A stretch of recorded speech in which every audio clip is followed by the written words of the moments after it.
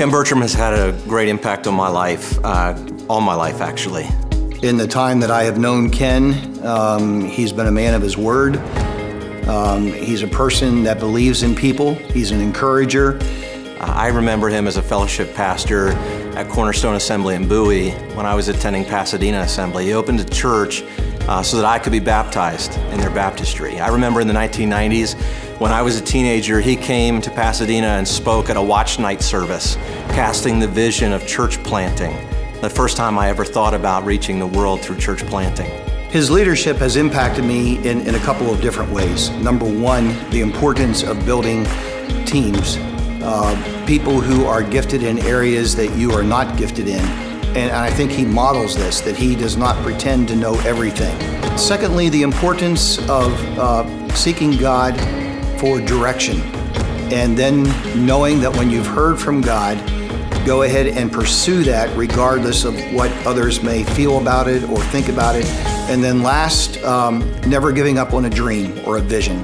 When you know it's something that God has placed in your heart, continue to pursue that until that dream becomes a reality. I remember when I first came on as a presbyter, I didn't have much interaction with Ken before then, didn't even know him really well, but he opened up with a devotion and just started crying about halfway through. And then I was like, okay, that's fine, you know, it's Bible, it's kind of whatever. But then he would start telling a story and start crying. And so I'm thinking in my mind, what is this guy, man? Can he keep his emotions in check? What's the deal? But the longer I'm around him and was around him, I just really realized that he loves Jesus. He's passionate about God's word.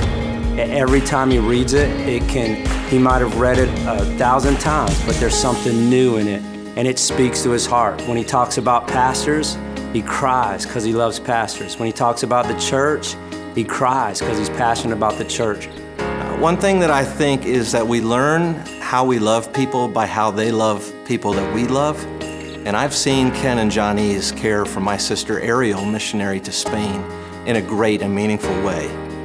When she was home and they hosted her for a missionary small group, I heard from Ariel the passion and care that they have for missions, for church planting.